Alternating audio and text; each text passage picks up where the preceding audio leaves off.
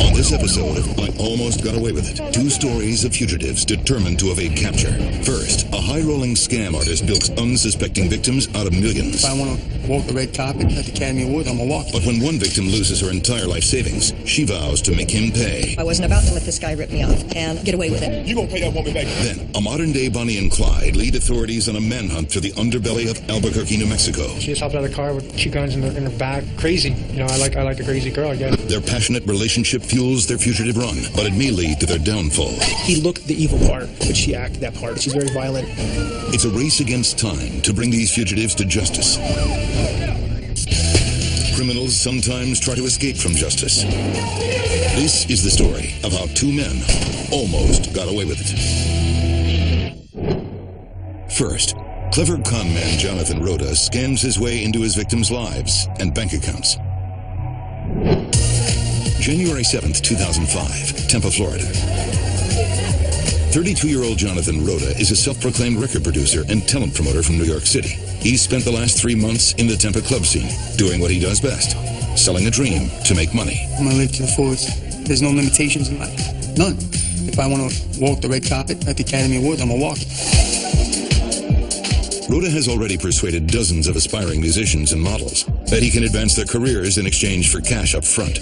We talked to these people and gave them the line that we can be big and beautiful and make all this money and tour all over the world and be kings and gods. Once he's convinced them of this, they would give him money. It's a typical Friday night, and Rhoda is at a high-end bar scanning the crowd for an easy target. He is accompanied by his personal bodyguard, Mac, a man he has just hired to bolster his image. He eyes Lacey Thompson, a stunning 25-year-old. Lacey and her mother Ray are at the bar celebrating Ray's birthday when Rhoda approaches them. So how you beautiful ladies doing tonight?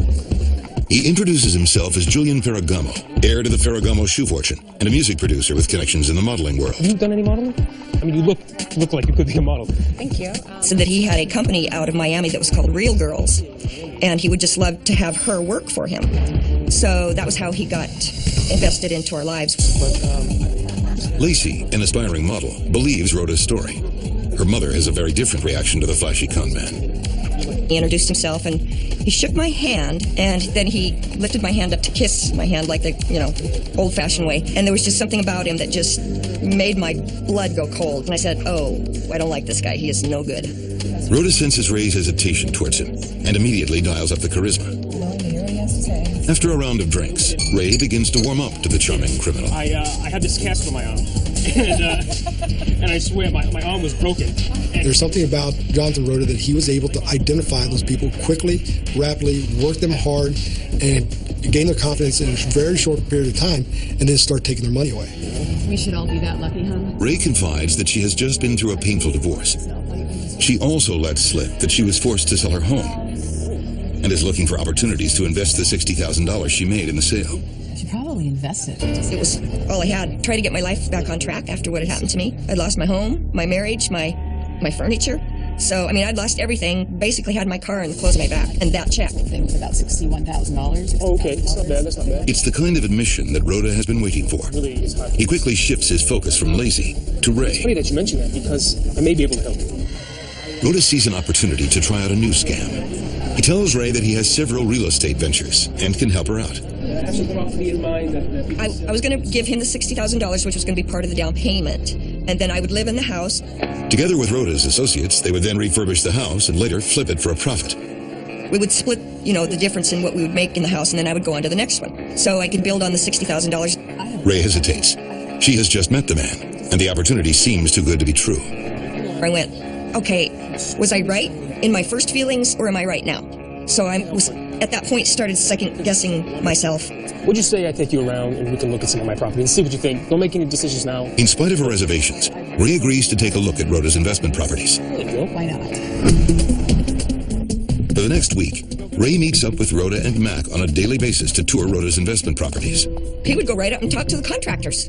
like he owned the place, and just gab about this, that, and the other. And then he would come back and we'd go look at another house, and it just seemed all so legitimate that it just kind of eased my fears. What neither Ray nor Rhoda's bodyguard, Mac, realizes is that the tour has been carefully orchestrated to look as though Rhoda knows the staff. He will bring like coffee and donuts in the morning to all the construction workers. My name is Julian Ferragamo. Nice to meet you. He had met with the foreman at the site. He told the foreman that he was part of the committee that decided how the house was going to be designed. I'm also down here because I'm going to bring over a couple of interior designers. So by the time he brings Miss Thompson to the site, everybody already knows him as Mr. Ferragamo. So of course, when he gets out of the car, everybody says, "Hey, Mr. Ferragamo, how are you?" You guys like the place? I do. The hoax is convincing. It's absolutely gorgeous. By the end of the week, Ray is ready to invest in Rhoda's plan. The initial payment is going to be $20,000. On January 14th, 2005, Ray Thompson gives Rhoda the first check. I've never written a check for $20,000 before. Over the course of the next 3 weeks, she ends up giving Rhoda a total of $61,000. It is her life savings, which the deceitful criminal has no intention of investing. Hey. Congratulations, millionaire. While Ray waits patiently for news of the deal, Rhoda uses her money to build up his image as a successful music producer and continues his scams. He was pretty much robbing Peter to pay Paul, because he will take money, for example, from Miss Thompson, go to a local strip bar here, show large amounts of money to everybody, so it will show consistency that somebody that is a record producer has all this money to throw around. On February 10th, 2005, 1 month after handing over her life savings to Rhoda, Ray receives a troubling call from Mac, who is by now a good friend. Not exactly who we say he is. Oh, really? What's going on? I've been working. Mac reveals that though he's been working for Rhoda for over a month, he has yet to be paid. Yeah? He's asked me for some money. What he asked me was, have you given him any money? Because nobody knew. Not even my daughter knew that I had given him this money. And I said, yes. And he said, oh, God, how much money have you given him? And I told him, and he said, this guy is no good. I don't think he is who he says he is. The news comes as a devastating shock. And I was panic-stricken because this was everything I had in the world. That panic soon turns into anger. Ray tells Mac that Rhoda asked to spend the night at her apartment after getting kicked out of his hotel during a wild night of partying.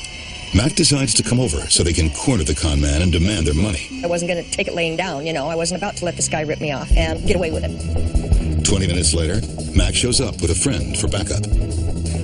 Together, the trio descends upon Rhoda. Oh, my God. Where's the money?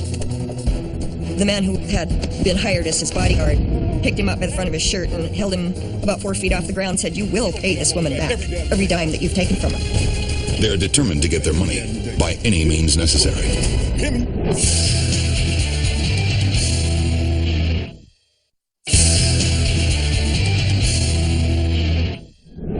February 10th, 2005, Tampa, Florida. Ray Thompson has signed over her life savings to con man Jonathan Rhoda.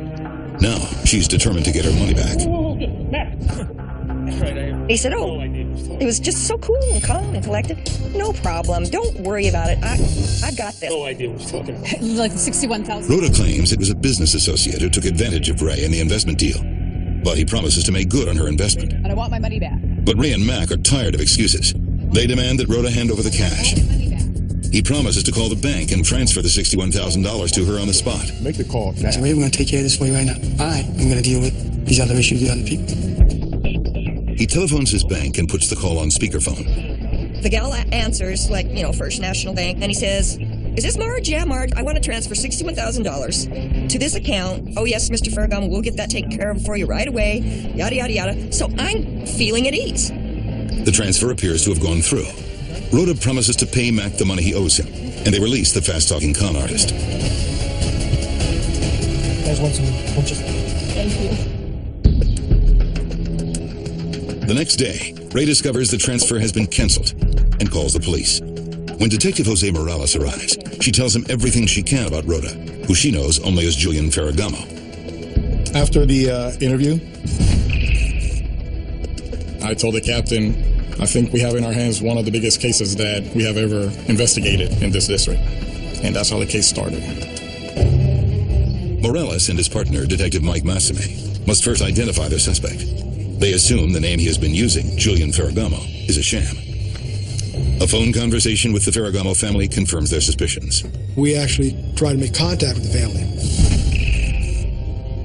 They were aware of the situation. They were aware of the person, but it had absolutely no connection to their family. I have no family in Florida.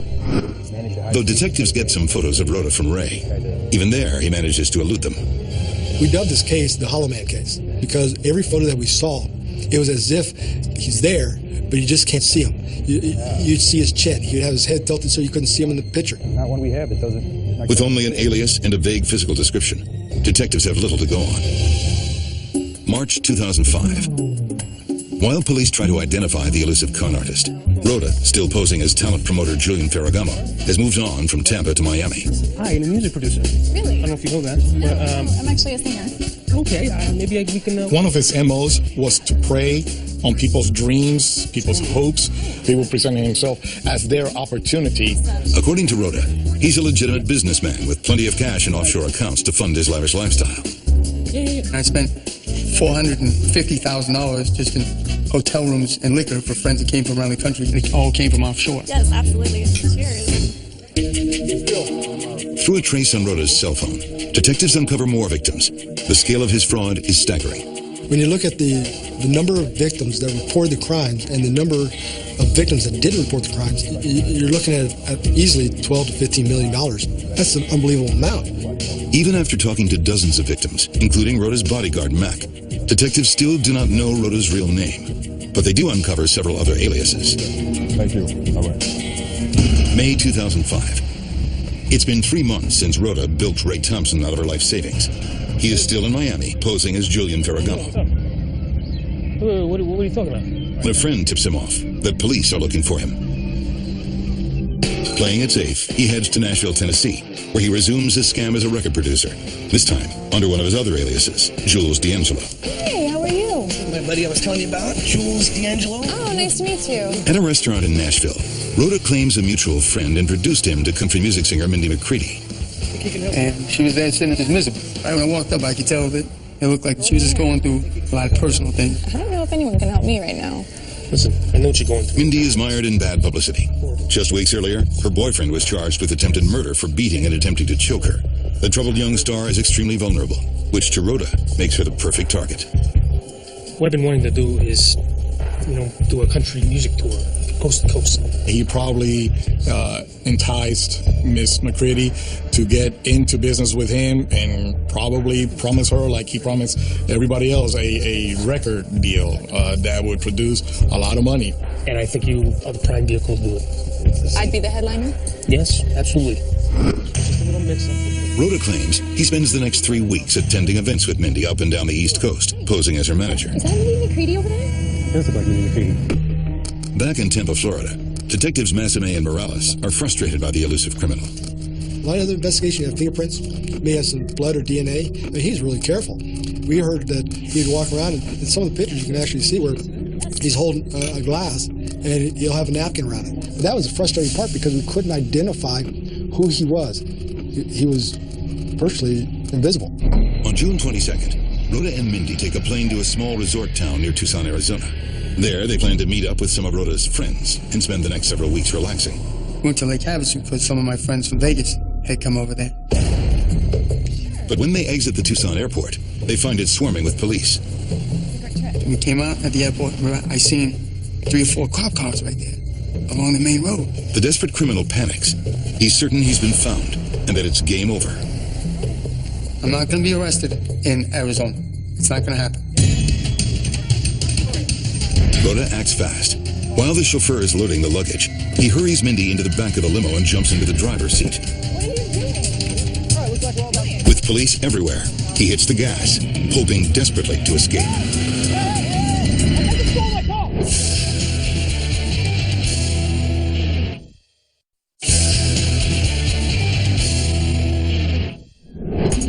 June 22nd, 2005. Master con artist Jonathan Rhoda has just landed in Tucson, Arizona with country music star Mindy McCready. They are surrounded by police, and Rhoda panics. He jumps into the driver's seat of the limo and speeds away. What are you doing? But what Rhoda doesn't know is that the police aren't there for him. There was evidently some kind of brush fire that went on, and they had to shut down the airport. So law enforcement came into the airport, and from what I understand is that he assumed that they were there for him. But Rhoda's aggressive behavior draws the attention of airport security. Well, a police officer noticed this, and the chase was on. Oh, seriously, what are you dragging me into? Pull over! In a final and desperate bid for freedom, Rhoda attempts to outrun law enforcement. A parade of police cars tails him, demanding that he pull over. With cops closing in, Rhoda fears that fate has caught up with him. Maybe it was karma. Maybe it's because of the 10,000 times I outsmarted law enforcement over the years. That's what I thought. They pursue the illicit fugitive. When Rhoda refuses to stop, they use their vehicles to create a roadblock. They're blocking the road. You have to stop. We're going to crash. He is instantly surrounded. There's nowhere left for him to go.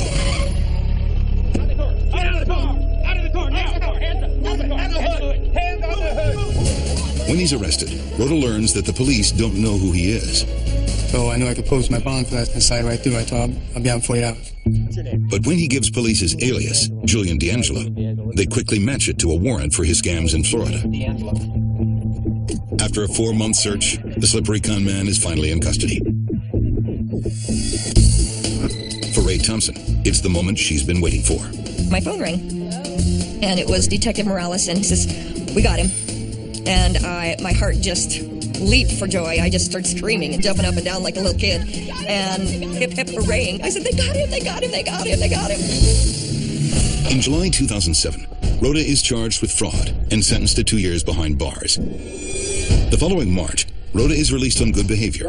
He must still serve 10 years probation and pay $61,000 restitution to Ray Thompson and reimburse his other victims. Never saw a dime. He's never paid me back a dime. But within days of his release, Rhoda disappears. For the next 3 months, the cunning con man resumes his life of fraud and deceit, using his old tactics. Are you serious? But his run is short-lived. In July of 2008, a victim tips off police, who arrest Rhoda in Austin, Texas. Who's Jonathan? I have no idea. Like any other criminal that we have put in jail, greed got to him, and greed is what brought Mr. Rhoda down. The judge shows little patience for the repeat offender. For violating his probation, Rhoda is sentenced to 30 years behind bars. He's probably doing something right now at Florida State Prison. With Johnson Rhoda, there's always going to be another victim. Thank you very much. You don't pay it back, right? Today, he is serving his time in Calhoun Correctional Institution in northern Florida.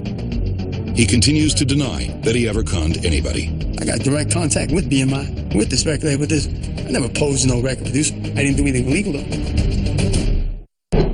In our next story, a volatile young couple's explosive relationship, coupled with their taste for crime, ignites a firestorm in the Southwest. July 2nd, 2010, Albuquerque, New Mexico. Deputies James Badway and Todd Kazusko of the U.S. Marshal's Office have spotted the city's most wanted fugitives. For months, they've been hunting Clowner and Peaches, a modern-day Bonnie and Clyde. Now they've got the couple cornered and are bracing for what could be a violent showdown. Spring 2005, Albuquerque, New Mexico. 33-year-old singer-songwriter and drug dealer Frederick Tim de Herrera has just been released from prison after serving 2 years for drug possession and auto theft. I was sitting at somebody's house and she pulled up.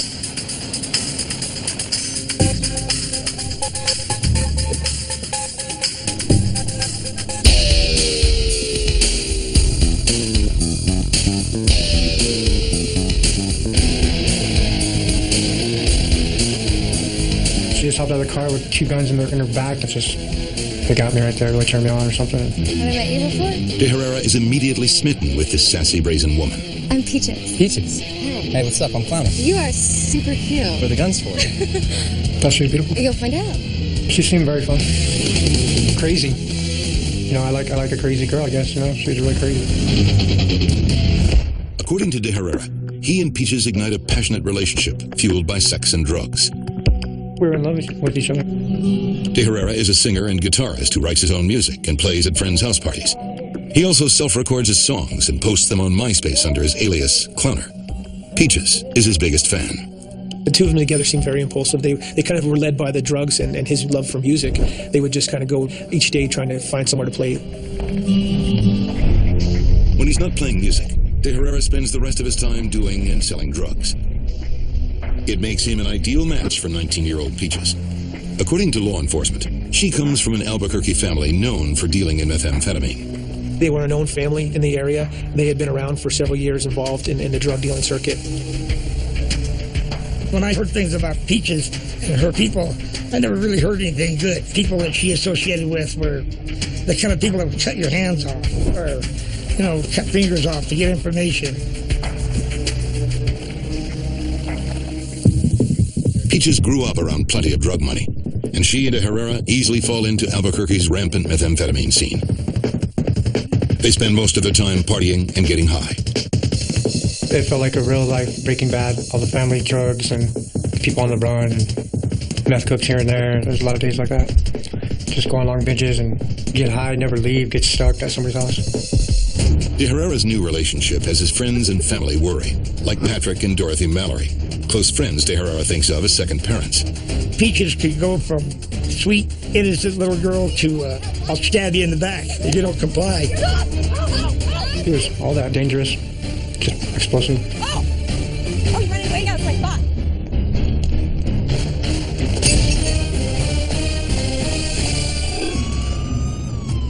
Her violent tendencies eventually catch up with her. In May 2006, Peaches gets pulled over in a stolen car. Dispatch, yeah. According to the U.S. Marshals, her attempts to get away lead to an even more serious crime, threatening a police officer. It was our understanding that she tried to run over the cops that were responding. She had a lot of violence in her background. Let's go. Peaches is charged with assaulting a police officer and is sentenced to 1 year in jail.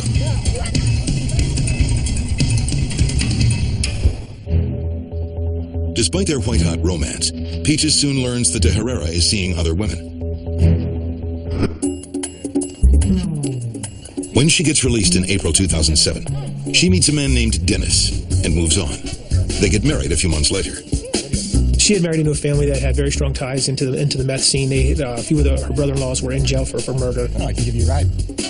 Her relationship with De Herrera is now a distant memory. August 2007. It's been 2 years since De Herrera was released from prison. He's still on probation. He's partying at a friend's house in Albuquerque when a fight breaks out. They were arguing outside, making a lot of noise, and the cops were called. And they came in and started searching people, and I had a gun on me. Good job, bro. De Herrera panics. If the cops find him in possession of a weapon, he's going straight back to jail.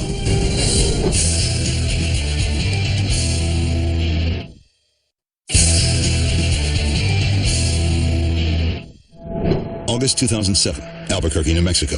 Drug dealer and felon Tim De Herrera may soon be headed back to prison. Police have been called to his friend's party and are searching people. De Herrera is armed, which is a serious offense for a felon on probation. He tries to hide his weapon when police spot him. I tried to get rid of it inside the couch, and they saw me doing that, and that's, they got all crazy about it. Explain this. The cops arrest De Herrera and book him on gun possession charges. Go. But his time in jail is short-lived. He bonds out after a week and heads right back to the streets and drug houses of Albuquerque. When he misses his court date, a judge issues a warrant for his arrest. I just go on the run. I don't care about nothing, and I just take off. The cops know De Herrera is part of Albuquerque's meth circuit. They start asking about him at known drug houses. They would show my picture around to see if, somebody tried to get me out. No one is talking. As the investigation stalls, authorities publicize De Herrera's wanted photo in the local newspaper. Fugitive of the week. Me, fugitive of the week. It's like, boom, you feel that, like, oh no, like you're going to get caught. De Herrera decides to skip town. For the next 2 years, he hides out with friends in Farmington, a small city 200 miles northwest of Albuquerque. When he learns the cops have stopped actively looking for him, he returns home. March 2010. De Herrera gets an unexpected phone call. Hi, baby. Guess who just got out? Since he last saw her, Peaches has been in and out of jail and has racked up more than a dozen charges for drug possession, larceny, and armed burglary. She is currently out on probation. Since I got out, I want to come and meet you. Peaches and her husband Dennis have separated, and she misses De Herrera. Why don't you just come stay with me? Okay, I'm going to be over there in like an hour. Yeah. De Herrera has been living with his musician friend Jason for the last couple of months. He and Peaches pick up where they left off, but this time Peaches is trying to stay off drugs. A few Few people know the couple's whereabouts, until one night when Peaches lets it slip to Dennis, where she's staying. No, I told you to stop calling me. I'm not even playing. According to De Herrera, Dennis doesn't like the fact that Peaches is back with her ex. What? You're living with him? He decides to do something about it. Hello, officer? Yeah. I'd like to report a fugitive. Back at Jason's, the couple has no idea De Herrera's freedom is in jeopardy. Hello? Hey, dude. Dennis just called the cops on you. Luckily for the fugitive, the woman who overhears the phone call is also a friend of his and tips him off. And she gave me a buzz. She was giving me a heads up. So I had to leave. He and Peaches frantically grab the things and slip away just hours before police get there. The couple has no place to go and spends the next few days living on the streets. To make matters worse, according to De Herrera, Peaches starts using meth again and misses her probation appointment. Now, she's a fugitive too. May 12th of 2010 is when the warrant was issued for her arrest. With a rash of robberies in Albuquerque, Peaches, with her lengthy record, becomes a prime police target. She was elevated to the #1 property crime offender in the city of Albuquerque due to her violent background as well as her consistent disregard for the law. Dane, good to see you again. How you doing? May 2010. Deputy U.S. Marshals James Badway and Todd Kazusko are put on the case. They start their investigation by questioning Peaches' friends, but most are too afraid to talk. I don't know what she is. They were terrified of her. They said that she's very violent and that they were scared of her, that she was kind of the enforcer of the group. One of her friends was saying that she had put a gun up to her head when she owed them money, drug money, and she threatened to kill them. I swear to God, if you don't get my money, I'll kill.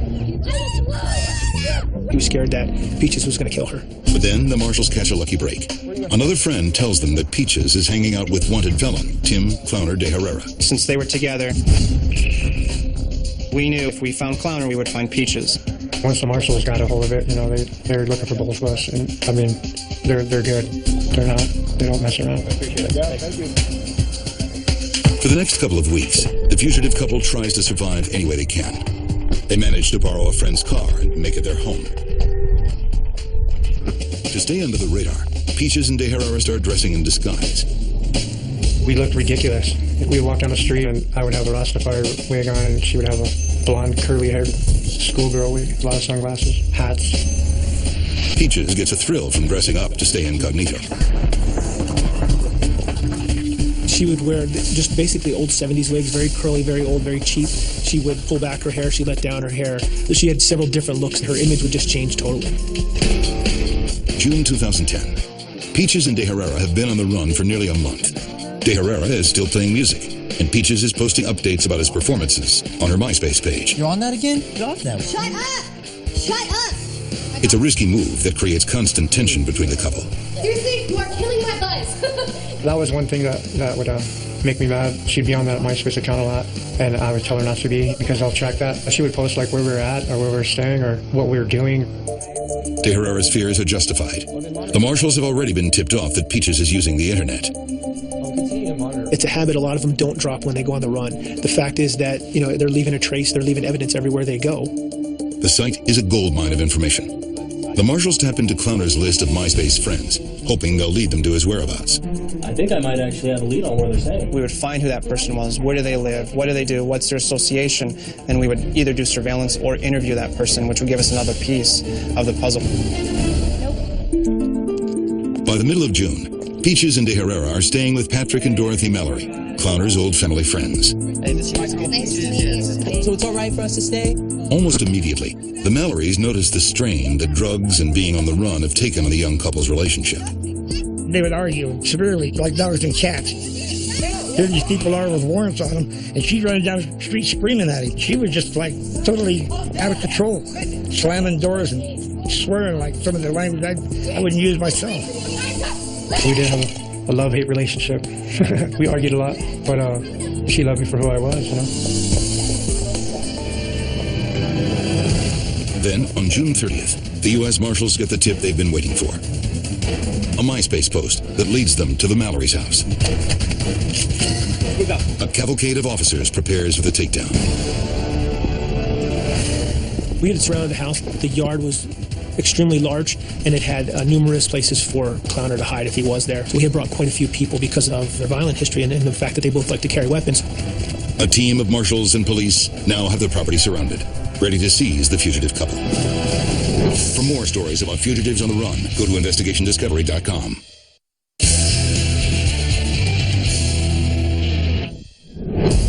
July 1st, 2010. Albuquerque, New Mexico. U.S. Marshals James Badway and Todd Kosciuszko have zeroed in on fugitives Tim Clowner de Herrera and his girlfriend Peaches. They believe the couple is hiding out at the home of de Herrera's friends, Patrick and Dorothy Mallory. They have surrounded the house. When Patrick and Dorothy step outside for a smoke, they are surrounded by law enforcement. We're being all surrounded with rifles, and they're knocking through the fence in the back, and they came in through the front. He said, are you the owner of this property? And I said, yes, sir. And he said, well, I'm the federal marshal, and I'm looking for Tim de Herrera. They took off. I don't know. They were just here. But there's no sign of de Herrera or Peaches anywhere. Kicked them out. And he said, you know where he went? And I said, I have no idea. My wife threw him out. I said, why don't you get your ass up, get out, you get your legal life together, all of you. I said, get the hell out and stay out. And I mean, don't come back. Enough is enough. It's got to stop somewhere. You got to face the music. This is the days of Billy the Kid are over. Once again, the marshals had missed Peaches and de Herrera by several hours. Meanwhile, the couple is hiding out in a motel room. They are running out of options. I didn't know what to do, whether to leave town or I felt I was at the end of my running. You know, I had that feeling every time I woke up that I was going to get caught. As the investigation started to go on, it felt like a snowball, and it almost felt like we were getting closer and closer. We knew we were a day behind, and we were trying to get over that hump. July 3rd, 2010. Agents Badway and Kosciuszko are monitoring Peaches' MySpace account when a new comment pops up from a friend named Daniel. He posted a comment on Peaches' website saying, good gig last night, referring to Clowner. I've never come across that before or after in any of my cases that somebody had a passion like that they weren't willing to put aside to be free. He couldn't put down the guitar and stop playing his music. Kosciuszko and Badway find Daniel's contact information on MySpace and arrange a meeting at a nearby cafe. Hey, Daniel. Thanks again for meeting with us. We appreciate it. He lied to us and said that he has no contact with Clowner, which we knew was false. We've seen your MySpace account. I think you want to be a little more cooperative with us. All right, it's like... Finally, Daniel caves. Peter, like off the highway over there. He was scared that we were going to arrest him for lying to federal officers. He won't tell the marshals the name of the motel where de Herrera is hiding, but gives them the general location. Like right off the freeway exit. The marshals immediately head to the neighborhood. Meanwhile, de Herrera and Peaches are getting ready to leave their room. I just have this feeling. I think we gotta go. I think we gotta go. I get these feelings, you know, sometimes that we're gonna get popped or whatever. So I just told her, you know, we need to get out of here, and we pack up. The plan is to head to another friend's house across town. The couple hurries out to the parking lot. But as they're getting into the car, they're spotted by Badway and Kosciuszko. We were getting ready to pull out in a big old SUV, unmarked, pulled up and like stopped right in front of us. They looked pretty outrageous. De Herrera considers making a run for it. I was thinking about saying, just go, you know, just haul ass. But then has second thoughts. I just thought in my head, you know, there's no way we can get away from these guys, you know. Balls to the wall, that would have ended in a big old crash or something. The agents descend upon the fugitives. Get out of the car! Get out of the car right now! I don't know. It was over right there. De Herrera and Peaches surrender without a fight. Yeah, she was freaking out. I wasn't surprised at all that I got caught. I was relieved, actually. You know, I knew it was over. Peaches and de Herrera make one request before being taken off to jail. Let us give one last kiss. They wanted a one last kiss to each other, and pretty much that was it. I love you. I love you. The couple realizes their wild run from the law is over. She cried. She cried her eyes out. Peaches is sent to the New Mexico Women's Correctional Facility to complete her sentence for armed burglary, car theft, drug possession, and assaulting a police officer. She is currently serving 4 years. De Herrera pleads guilty to gun possession. He is sentenced to 2 years in prison and serves 16 months. It was technology pretty much that led to his arrest. The fact that they couldn't stay off of MySpace and posting their music. If they would have just left town, they probably would have never been caught. According to De Herrera, he and Peaches stay in touch for a few months, but he stops writing during his last year in prison. I'm done with her. I mean, I wish her the best, you know, but I'm done with her. De Herrera is now free and sober, working as a cook and living with his family in Rio Rancho, a suburb of Albuquerque. He is working on a new album of original music and engaged to be married. I know I can never make up that last time, but all I can do is do the best I can with what I have today.